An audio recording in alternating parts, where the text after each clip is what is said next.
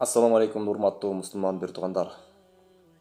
Биз бүгүнкү күндө Америка Европаны, же Корея Кытайды, же Япония Орусияны бирисин дагы ээрчибейбиз.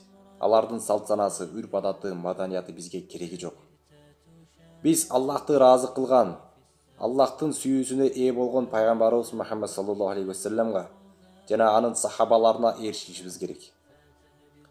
Биз Америка Европанын жана мен айтып өткөн өлкөлөрдүн салт санасына, маданиятына ээрчиштин эч кандай кереги жок.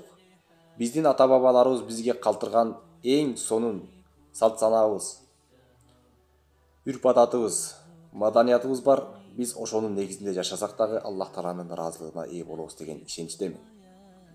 Ошондуктан келиңиздер, бардыгыбыз Аллахтын ыраазылыгын издейли жана пайгамбарыбыз Мухаммад саллаллаху алейхи вассаламды толук ээрчийли. Ассаламу алейкум рахматуллахи